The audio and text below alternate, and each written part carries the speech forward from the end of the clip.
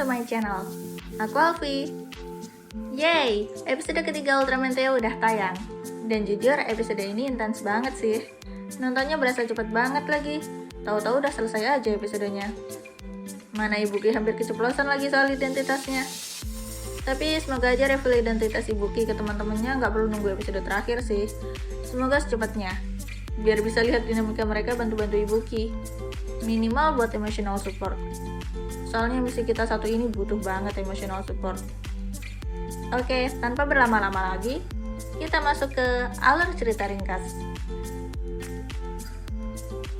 Episode ini langsung nyambungin ending episode 2 kemarin yang tiba-tiba kepotong di tengah pertarungan. Theo yang dikeroyok dua kaiju akhirnya kalah dan ngilang. Sementara Pak Minobe dan Mbak Kyoko masih memperhatikan pertarungan dua kaiju yang ada, sambil jelasin kalau Vialoga yang muncul di episode ini beda dengan Vialoga yang sebelumnya. Sebelum kemudian tiba-tiba saudara ngelahap Vialoga dan itu ngejelasin gimana bangkai Vialoga di episode sebelumnya bisa hilang. Pak Minobe dan Mbak Kyoko pun nemuin Ibuki yang pingsan bentar. Mau nolongin tapi Ibuki bilang dia udah baik-baik aja dan langsung pergi. Saudara yang habis makan Vialoga langsung terbang ke arah universitas buat lanjut makan Pucci. Sementara itu, anggota klub astronomi masih sibuk mikirin cara ngevakuasi Pucci, tapi Pucci malah hilang, dan mereka sekarang harus nyariin dia. Singkat cerita, saudara nemuin Pucci dan langsung nyoba ngelahap dia, tapi di detik-detik terakhir, Ibuki berubah jadi Theo dan berhasil nyelamatin. Sekarang Theo pun harus berantem lawan saudara. Sempat kesulitan karena saudara punya kemampuan menghilang, Theo pada akhirnya tetap bisa ngalahin saudara dengan Theosium Kausennya.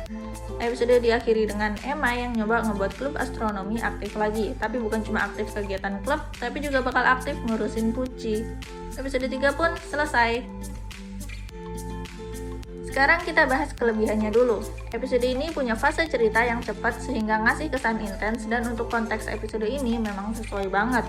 Dari lanjut pertarungan yang kepotong di episode sebelumnya sampai nanti mendekati akhir lanjut berantem lagi. Ya, di episode ini kita disuguhin 2 adegan berantem. Bahkan kita diperlihatkan pertarungan kaiju sebentar yang ngingetin sama seriesnya Rei, Mega Monster Battle itu. Jujur agak nostalgia liatnya. Premis saudara sebagai kaiju pemakan kaiju juga menarik. Dan momen saudara makan Vialoga pakai sayapnya itu ngingetin aku sama Bogal dari series Mebius. Fix, saudara New Generation Bogal. Beda mulut di perutnya waktu kebuka itu jujur aja memang menjijikan sih. Di episode ini kita juga bisa lihat dinamika klub astronomi lagi, gimana mereka peduli sama Pucci dan nggak peduli nyawa mereka sendiri. Gimana mereka semua nyari troli dan terpal buat ngangkut dan nyembunyiin Pucci, atau gimana mereka semua langsung nyari Pucci kesana kemari sekalipun kaiju udah di dekat mereka. Termasuk Emma yang di episode sebelumnya masih belum benar-benar peduli dan skeptis sama keberadaan Pucci. Kita juga sempat ditunjukin gimana tanggapan para klub astronomi tentang kaiju yang bikin Ibuki nggak ngerti sama cara pandang manusia. Kenapa manusia nggak ngerti perbedaan kaiju yang agresif sama enggak, dan agak defensif pas Rintaro nyinggung soal Theo yang nantinya bakal gimana. Bikin Ibuki sempat keceplosan dikit kalau dia nggak bakal gitu, tapi segera diem sebelum ngomong lebih jauh. BGM di episode ini juga epic kayak episode sebelum-sebelumnya. Literally series ini di-carry banyak sama BGM-nya. Bapak-bapak komposer Yajiuma ini memang nggak perlu diragukan lagi. Lanjut untuk kekurangannya, ini bukan yang mengganggu banget sih, lebih soal peran dan logika internal yang agak kurang dapat atau mungkin belum dijelasin aja. Meski begitu, ini nggak ngurangin keseruan nonton sama sekali, cuma detail-detail kecil doang. Nah, soal peran jujur aja menurutku momen Pak Minobe dan Mbak Kyoko di sini agak ganggu. Rasanya lebih bagus kalau fokus ke para anggota klub astronomi dan screen time Pak Minobe dan Mbak Kyoko dibuat lebih sedikit atau lebih berguna. Ya, aku ngerti kok gimana pun episode ini juga nunjukin lebih jauh karakter Pak Minobe sebagai profesor yang tertarik dengan kaiju dan Mbak Kyoko sebagai anggota UTTF yang nyoba nanganin kasus ini. Yang pasti mau nunjukin peran UTTF juga yang kagak guna, kocak. Mungkin terbilang wajar mengingat gimana mereka juga masih mencoba memahami kaiju yang baru aja muncul. Tapi bukannya harusnya UTTF udah biasa nanganin hal yang gak biasa kayak gini? Udah jadi organisasi dunia kan? Berarti udah cukup lama dong dengan hal-hal yang gak biasa. Mungkin udah biasa nanganin UFO dan alien. Harusnya mereka setidaknya punya sesuatu, teknologi buat neliti atau untuk menanganin kaiju yang sekalipun baru muncul ini. Soal Mbak Kyoko yang jadiin Pak Minobe sebagai narasumber atau apapun lah itu bahasanya, itu juga agak aneh jujur. Emang UTTF nggak punya divisi atau orang khususnya sendiri gitu yang alat-alatnya lebih advance buat mencoba memahami kaiju-kaiju itu? Kan lebih masuk akal gitu ya. Pak Minobe sendiri menurutku perannya lebih mendingan sih sebagai orang biasa, profesor di universitas yang tertarik soal kaiju. Ceplos-ceplos dan nembak sana-sini meski ngelantur. Menurutku itu oke aja. Karena Pak Minobe nggak punya kepentingan untuk akurat. Dia bebas aja ngeluarin hipotesis atau statement sesukanya. Toh itu sebenarnya buat rasa ingin tahu dia sendiri. Tapi Mbak Kyoko, kenapa sih gampang banget percaya sama omongan Pak Minobe? Jujur aja Mbak Kyoko sebagai anggota UTTF jadi kelihatan kurang kompeten aja.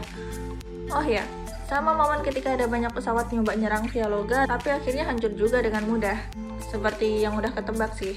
Tapi jujur aja aku udah mikir itu ada pilot dan pilot di dalamnya pasti mati. Tapi kemudian dijelaskan kalau itu adalah drone. Gak ada pilotnya dong. Jujur sayang banget karena Ultraman masih sering takut buat nunjukin kematian manusia sekalipun itu secara implisit. Sementara di sisi lain berani banget nampilin penduduk H12 yang jelas meledak itu aja. Padahal di series Arc dan Omega kemarin berani, sekarang kenapa nggak lagi? Kalau satu kalimat narasi yang jelasin kalau itu sebuah drone dihilangin aja, itu bisa ngasih bayangan ke penonton kalau ada manusia yang mati di sana, dan itu wajar kan? Lawannya aja kaiju, pertama kali pula. Lebih realistis aja rasanya kalau nunjukin ada kematian. Toh cuma secara implisit, dan ini juga bisa membangun kesan bahaya buat si kaiju, bahwa ini ancaman nyata, sampai manusia jadi korbannya. Tapi malah ada kalimat begitu. Agak disayangkan. Ya, sekali lagi itu pandangan pribadiku. Anyway, soal Mbak Kyoko dan Pak Minobe yang bisa datang lebih cepat ke universitas sebelum saudara itu juga aneh. Padahal mereka dari titik awal yang kurang lebih sama. Terutama mereka cuma pakai mobil, literally jalur darat yang pasti berkelok-kelok. Kalah sama saudara yang terbang. Mana sebelumnya kan saudara juga kelihatan terbang cepet banget. Mbak Kyoko ini mantan pembalap apa gimana? Impresif. Tapi overall episode ini masih konsisten bagus, intensnya dapet, BGM-nya mendukung banget, gak perlu diragukan. Semua kekurangan yang kusebutin sebelumnya sebenarnya cuma hal-hal kecil yang kalau dibuat lebih bagus, bisa bikin latar dunianya makin solid aja, bukan sesuatu yang bikin kecewa. Biasa aja sih, cuma agak ganjil aja menurutku. Tapi toh episode ini memang fokusnya ke anggota klub astronomi dan Pucci, dan ya, dinamika mereka makin menarik tiap episodenya. Dan soal momen terakhir di mana para anggota klub astronomi mempertanyakan soal Theo sebagai lawan atau kawan, terus Kana yang jadi pertama dan untuk sekarang sih masih satu-satunya orang yang yakin Theo adalah kawan itu kayaknya bikin Ibuki kedepannya bisa jadi lebih yakin sama apa yang dia lakuin.